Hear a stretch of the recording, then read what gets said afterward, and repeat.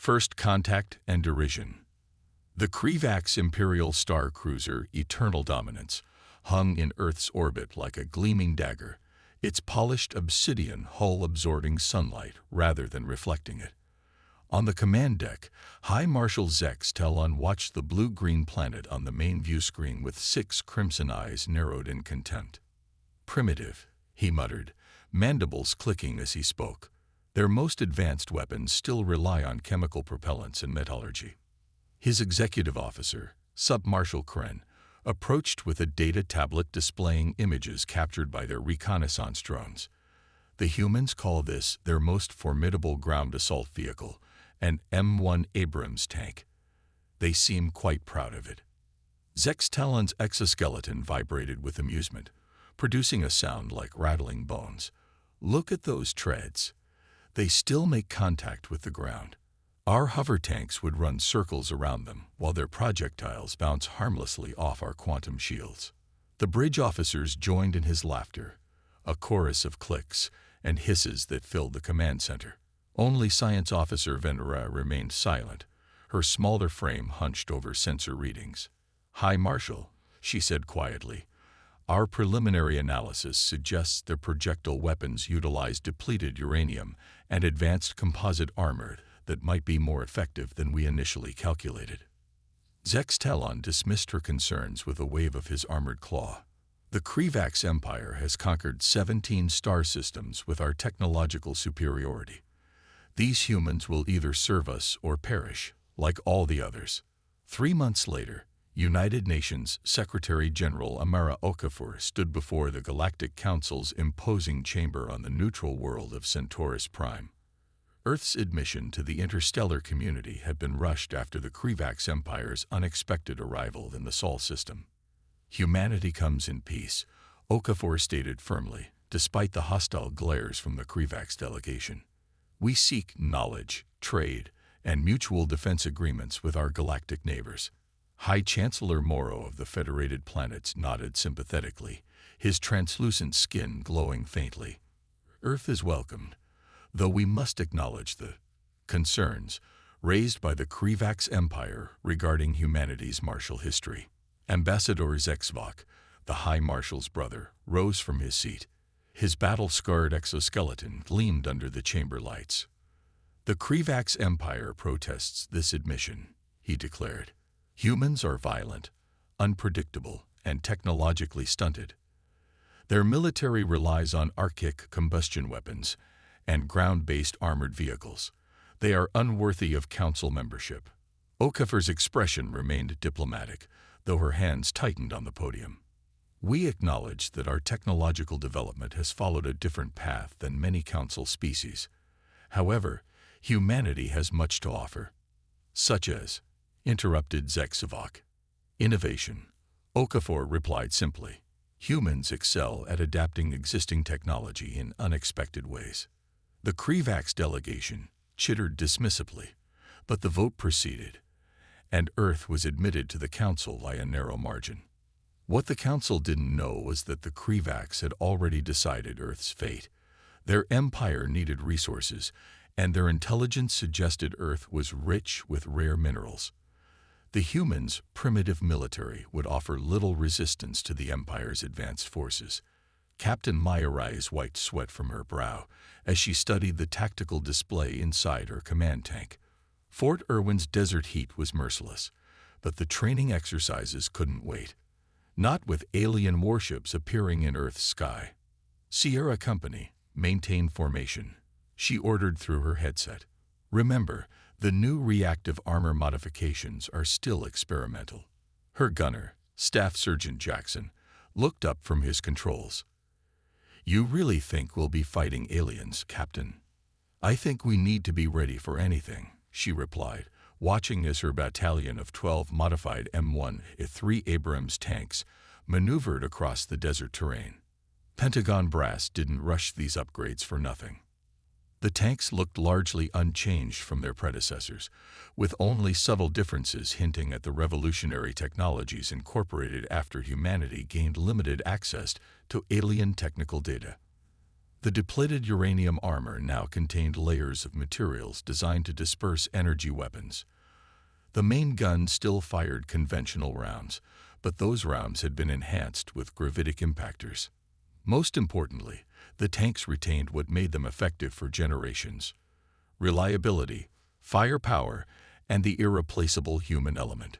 Crews who could adapt and improvise. 2 weeks later, Captain Rice wasn't in a training exercise anymore. The Krivax Empire had made its move, dropping troops on the outskirts of Phoenix, Arizona, under the pretense of containing human aggression. Their real objective was clear: securing access to a newly discovered deposit of superconducting minerals in the nearby mountains. As her tank column rumbled toward the city's eastern approach, Rice could see alien hover tanks gliding across the landscape, their sleek purple hulls gleaming in the morning sun. They moved with unnatural grace, floating 2 meters above the ground. "All Sierra units, maintain radio discipline," she ordered. "Remember your training. They may have fancy toys, but we have something they don't." "What's that, Captain?" asked her driver, Corporal Chen. "Dirt under our treads in centuries of ground warfare experience," she replied grimly. The first skirmish was brief but telling. The Krivax forces, expecting an easy victory, advanced confidently across open ground. Their commanders had dismissed human tanks as relics, too slow to pose a threat. They were wrong. The Abrams tanks, concealed in defensive positions, opened fire simultaneously. Enhanced Sabot rounds struck 3 alien hover tanks, penetrating their shields and hulls with devastating effect. The Krivax returned fire, their energy weapons scoring hits that would have vaporized older armored vehicles. But the modified Abrams absorbed the impacts, their new composite armor dispersing the energy. The tanks retreated in good order, leaving the Krivax commanders puzzled by the unexpected resistance. By nightfall, reports came in from around the globe. The pattern was the same everywhere. Krivax forces, expecting easy victories, instead met determined resistance from what they had dismissed as outdated human technology. High Marshal Zex Talon, watching from orbit, grew increasingly agitated. "How are these primitive vehicles withstanding our weapons? Increase power to all ground units and prepare for full deployment. We will crush their resistance with overwhelming force." Science Officer Venera studied her readings with growing concern. "Marshal, I believe the humans have adapted some of our technology and incorporated it into their existing platforms. This suggests a level of engineering flexibility we did not anticipate." "It changes nothing," Zex Talon insisted, though his mandibles clicked nervously. "Prepare all forces. The main assault begins at dawn." As night fell over Arizona, Captain Rice received new orders. Her battalion would not be retreating any further. Instead, they would spearhead a counteroffensive against the Krivax landing zone at first light. "Get some rest," she told her crews over the tactical net. "Tomorrow, we show these aliens why the Abrams has been the backbone of ground forces for over 70 years. As her crews performed maintenance on their tanks, intelligence officers shared intercepted Krivax communications. Their alien opponents were dismissive, arrogant, and increasingly confused by human resistance. "They think we're primitives," Rice told her battalion commanders during their midnight briefing. "Let's use that against them." Dawn approached, and across the Arizona desert, Abrams tank engines roared to life. The ground trembled as steel treads began their inexorable advance, Earth's defenders moving to confront an enemy that had gravely underestimated humanity's oldest military lesson: technology alone doesn't win wars. The Abrams advantage. Captain Maya Rice felt the familiar rumble of the Abrams turbine engine through her boots as her tank crested the ridge overlooking the Krivax landing zone. The alien encampment sprawled across what had been farmland 2 days earlier, now transformed by landing craft and prefabricated structures. Their hover tanks patrolled in elegant formations, seemingly unconcerned about potential counterattacks. "Sierra Actual to all units," she spoke into her tactical headset. "Execute Operation Thunderbolt. Across a 10-mile front, 64 M1 Abrams tanks, the combined strength of 3 battalions, emerged from concealed positions, but they didn't charge directly at the enemy as the Krivak's military doctrine would have predicted. Instead, they advanced in an irregular pattern, utilizing every fold in the terrain for cover. "They're still not taking us seriously," muttered Staff Sergeant Jackson as he peered through the gunner's sight. "Look at their formation. No defensive screening. Minimal perimeter guards." "That's about to change," Rise replied. "Sierra Company, weapons free. Target their command and control nodes first." The morning desert air shattered as dozens of 120mm guns fired in sequence. The advanced rounds, now enhanced with gravitic impactors derived from alien technology, struck with devastating precision. Krivak's shield generators exploded in cascades of purple energy, and command structures collapsed as their molecular bonds were disrupted. The alien response was immediate but disorganized. Their hover tanks accelerated to attack speed, energy weapons charging, but they struggled to target the human tanks, which were already changing positions. "They rely too much on their targeting computers," Rise observed. "And they've never fought an enemy who uses terrain like we do." The battlefield advantage that humans had cultivated over centuries of warfare was proving decisive. The ability to use natural features for cover and concealment. The Krivaks, accustomed to technological superiority, had neglected these fundamental tactics. Inside her tank, Corporal Chen expertly maneuvered the 60-ton vehicle behind a low ridge, exposing only the turret. "They're moving to flank us, Captain." "As expected," Rise nodded. "All units, implement Phase 2. What happened next confounded the Krivak's commanders watching from orbit. The human tanks began deploying countermeasures that created false thermal and electromagnetic signatures. To alien sensors, it suddenly appeared as if there were hundreds of tanks instead of dozens. High Marshal Zek's Talon stared at the tactical display in disbelief. "How are they doing this? Our sensors cannot distinguish between real targets and decoys." Science Officer Venra's voice was strained. "They're using our own detection frequencies against us. It's ingenious." On the battlefield, the Abrams tanks pressed their advantage.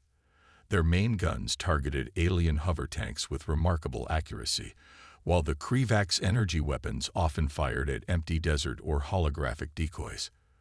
What the aliens had failed to comprehend was that the M1 Abrams represented not just a weapons platform, but the culmination of generations of combat experience. Its design incorporated lessons from every major conflict of the past century. Its crews trained relentlessly for adaptability. Target, 2 o'clock, 1,500 meters, called Jackson. Identified. Rise confirmed. Heat round. Loaded. Fire. The tank rocked as it launched its payload. Through her optics, Rise watched the round strike a Krivak's commander's vehicle. The alien tank's shields flared blue, then collapsed entirely as the specially designed warhead detonated, creating a momentary gravity well that pulled the shield energy inward before releasing it in a devastating shockwave. By midday, the battle had transformed from the expected rout into a nightmare for the Krivak's forces. Their hover tanks, designed for rapid maneuver warfare on open terrain, found themselves outmatched in the broken landscape where Abrams' crews used every dip and rise to maximum advantage. "Sierra Actual to command," Rise reported. "Enemy forces in disarray. Requesting permission to advance to Phase 3. "Permission granted," came the reply. "Satellite imagery shows they're beginning to withdraw to secondary positions." As the human tanks pressed forward, something unprecedented occurred. Several alien hover tanks attempted to mimic human tactics, using terrain features for cover rather than relying solely on their shields. It was a stark admission that the Krivaks were learning, painfully, from their human opponents. In orbit, High Marshal Zek's Talon faced the unthinkable, ordering a retreat. "We have lost 42% of our ground forces," reported Submarshal Kren, mandibles tight against his face in the Krivak's expression of dismay. "Their primitive projectile weapons should not be able to penetrate our shields." Science Officer Venra approached cautiously. Marshal, I have completed my analysis. The humans have not only adapted some of our technology, but improved upon it in ways we never considered. Their tank's armor now incorporates diffusion matrices that dissipate our energy weapons, and their projectiles use microgravitic fields to collapse our shields from within. Impossible, Zex Talon hissed. They have had access to galactic technology for mere months. That is precisely what makes them dangerous, Venra replied. They think differently. While we perfect a technology to its logical conclusion, they adapt and combine technologies in ways our scientists would consider unorthodox or even crude. The Marshal's compound eyes narrowed as he studied the tactical display. Another dozen Krivax vehicles had gone dark in just the past few minutes. Order all forces to disengage and return to orbit, he finally commanded. We must reassess. On the ground, Captain Rice watched with her binoculars as alien craft descended to extract their defeated ground forces. The remaining hover tanks formed a defensive perimeter around makeshift landing zones, finally employing proper combined arms tactics. But too late. Sierra Company, hold positions, she ordered. Let them retreat. We've made our point. As the alien craft descended into the clear Arizona sky, her battalion had lost only 3 tanks, with crews safely evacuated. The Krivax had lost over 60% of their advanced hover tanks and support vehicles. 3 days later, Secretary General Okafor addressed an emergency session of the Galactic Council. The Krivax Empire had formally withdrawn its objection to Earth's membership. The recent unfortunate conflict resulted from miscommunication, claimed Ambassador Zexavok, though everyone present knew it had been an attempted invasion. High Chancellor Morrow nodded diplomatically. The Council is pleased this matter has been resolved without further bloodshed. Let us welcome our human colleagues as full members of the galactic community.